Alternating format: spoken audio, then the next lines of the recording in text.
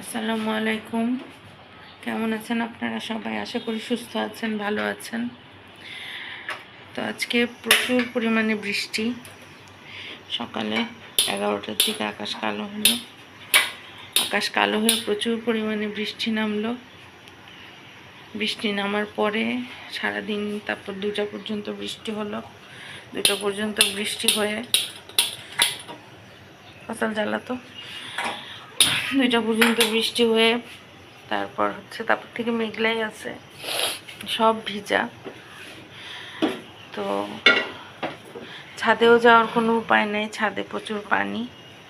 তো একটু চা বানাবো, ভাবলাম আপনাদের সাথে একটু শেয়ার করি চা বানাতে একটু কথা বলি।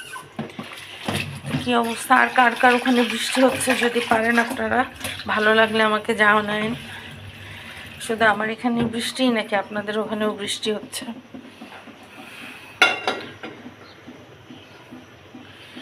এই চায়ের পাতিল বসালাম, এখন চা বানাবো।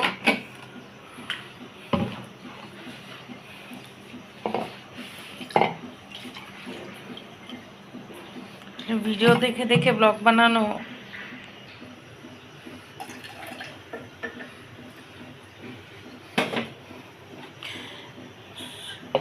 ক্যামেরার মধ্যে আসলে সাদা পানিটা বোঝা যায় না, যে পুরা পানিটা দেখাও যায় না, এই জন্য ক্যামেরা দেখে পানি দেওয়াটা একটু কঠিন।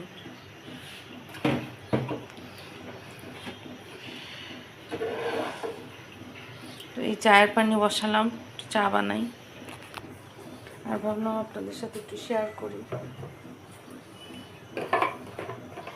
এত গরম ছিল এই কয়দিন, এত গরম ছিল যে চার মতন একটা জিনিসও খাওয়ার মতন রুচি আমাদের ছিল না, চলে গেছিল। যাই হোক, আজকে বৃষ্টির দিন, তাই এটা কী ভাসতেছে? লেবুর টুকরা ভাসতেছে ফসল চায়ের উপরে। দুধ চা বানাবো, লেবুর টুকরা ভাসতেছে, এটা তো হবে না, পানি বদলাইতে হবে। দেখি আরেক বোতল পানি দে, এতগুলা পানি এখন ফেলতে হবে, কিছু করার নাই।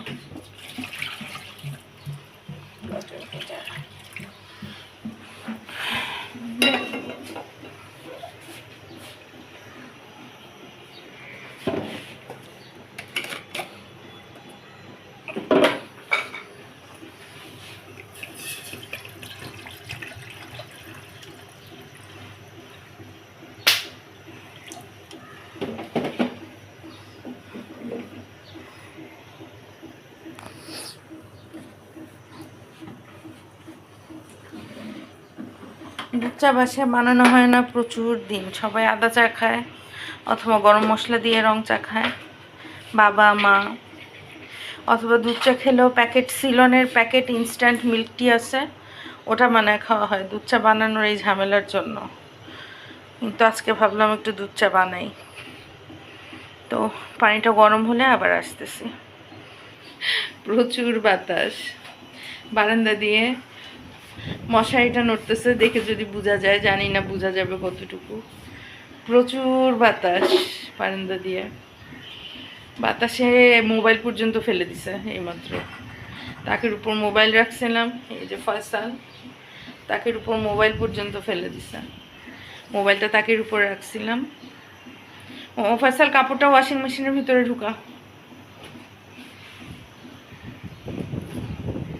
আরও আছে কাপড়, ডিশে আছে তো আরেকটা কাপড়।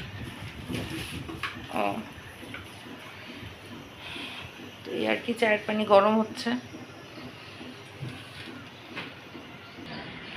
আমার বাসার এই বারান্দা দিয়ে, যেহেতু ঢাকা শহরে একেবারে সেন্টারে আমি থাকি, একদম কেন্দ্রবিন্দু বলা যায় যেটাকে, আর 9তলার উপরে থাকি, অনেকটা দেখা যায় ঢাকা শহরের আমার এই বারান্দা দিয়ে।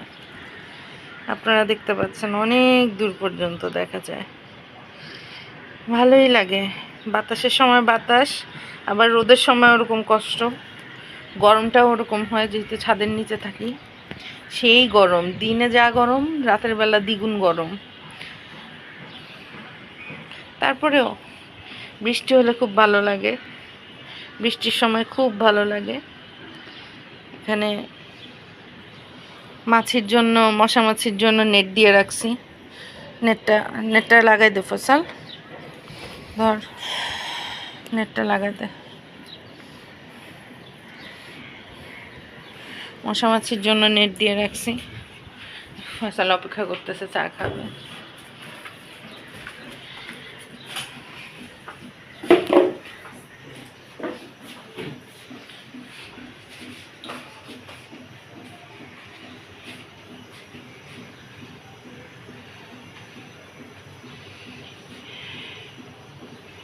এই আর কি, আজকে মনে হলো যেহেতু এরকম বৃষ্টি হয়েছে, সিলনের প্যাকেট ইনস্ট্যান্ট দুধ চা, ওটা তো দুধ চা ঠিকই বলে, কিন্তু আসলে দুধ চার মতন না। টেস্ট অরিজিনাল বাসায় দুধ চা বানাইলে যেই টেস্ট হয় ওই টেস্ট আসে না, অন্যরকম একটা টেস্ট, ভালো টেস্ট, কিন্তু অরিজিনাল দুধ চার টেস্টটা আসে না। তো এই জন্য আজকে ভাবলাম দুধ চা বানাই। এই যে ফয়সাল এনে দিল, এই যে সিলনের মিল্ক টি, ভালোই, খারাপ না, কাজ চালানো যায় এই আর কি।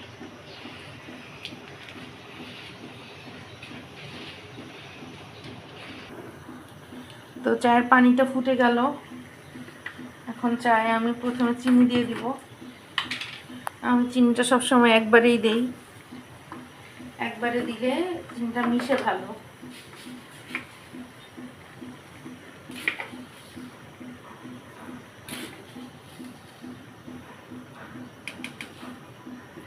চিনিটা দিলাম, এবার চা পাতাটা দিয়ে দিচ্ছি।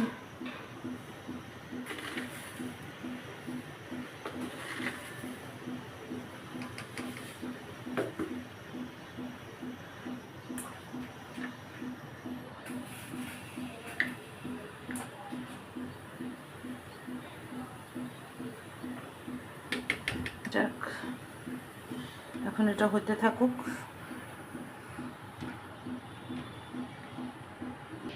তো এখানে লিকারটা হচ্ছে,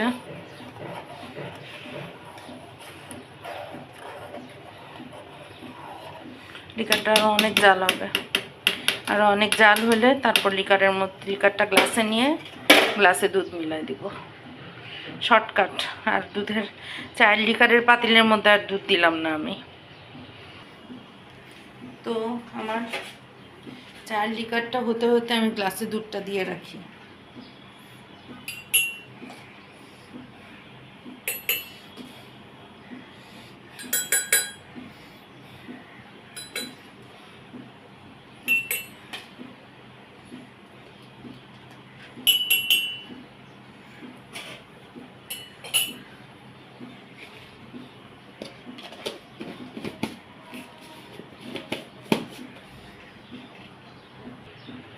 তো চায়ের লিকারটা হয়ে গেছে, এবার আমি চাটা ঢালবো।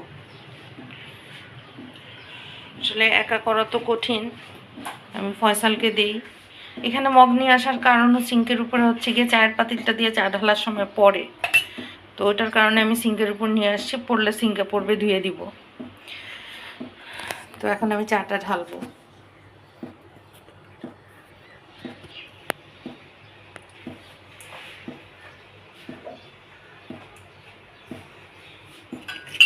রে মাছি, রে মাছি, জিনিসটা আমি দু চোখে দেখতে পারি না গরমের দিনে, মাছি।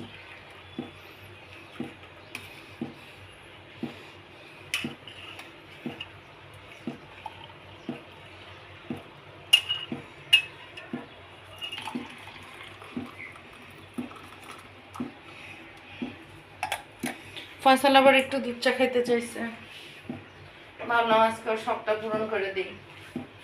ফয়সালকে একটু দিলাম, ওটা ক্যামেরায় ফয়সালকে একটুখানি দিলাম, ছোট মানুষ খাইতে চাইলো, দুধ চা খাবে।